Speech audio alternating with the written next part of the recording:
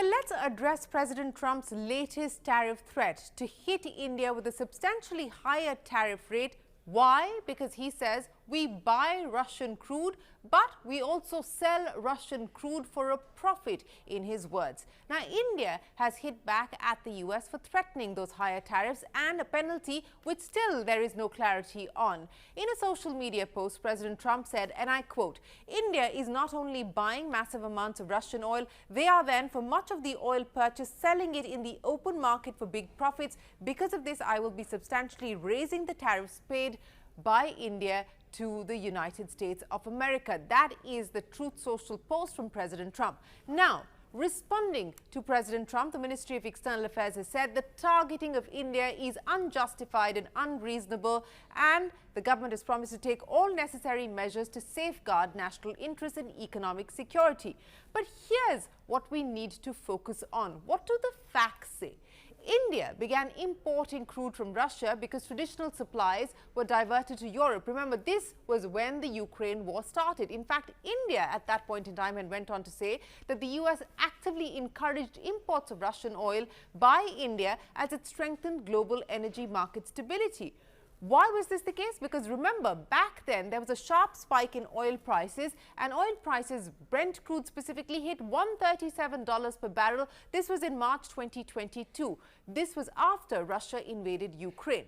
Now, cut to November of 2022. US Treasury Secretary Janet Yellen said, and I quote, "The United States is happy for India to continue buying as much Russian oil as it wants, including at prices above a G7 imposed price cap mechanism, if it steers clear of Western insurance, finance and maritime services bound by the cap." Now, this was Janet Yellen in November of 2022, saying that the US supported India's decision to buy Russian crude, in fact, encouraged it. Let's go a step further. In February of 2024, US Assistant Secretary of State Jeffrey Pyatt acknowledged India's role in stabilizing global energy markets. He said, and I quote again, "India has played a key role in efforts to stabilize global energy markets through its purchase of Russian crude." Now, this is again the position of the US administration, not the Trump administration, but the US administration nevertheless. Now, just a few months ago, in May of 2024, US Ambassador to India, Eric Garcetti, admitted that India bought Russian oil because the US wanted somebody to buy Russian oil,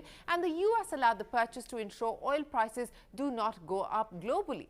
New Delhi also called out the US and Europe for criticizing India's trade with Russia when both the EU and the US themselves are indulging in trade with Russia. The ministry said Europe's bilateral trade with Russia in 2024 was worth over 67 billion euros in terms of both goods and services trade, worth over 17 billion euros in 2023. So you can see that there's been a significant increase.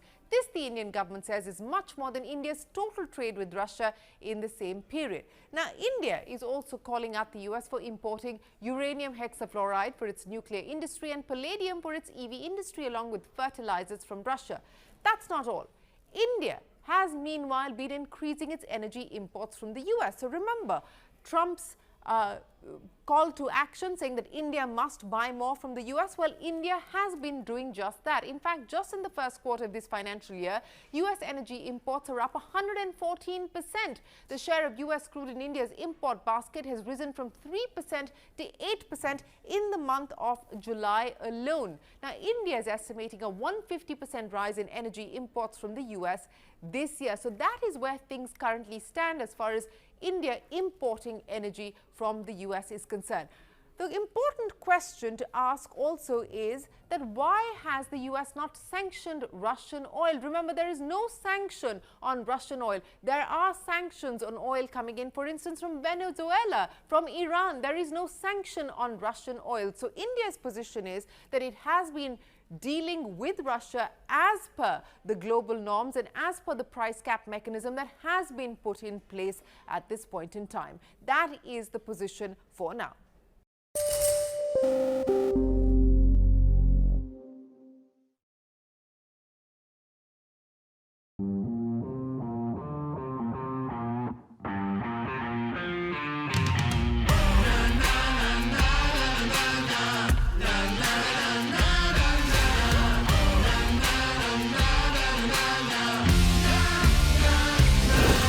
Make informed decisions with comprehensive analysis. on the go. Strengthen your portfolio with real-time market updates on the go. Create effective strategies with insightful expert opinions on the go. Grow on the go with CNBC TV18, now streaming live 24/7 on YouTube. Hey, thank you for watching this on CNBC TV18. Hope you liked it.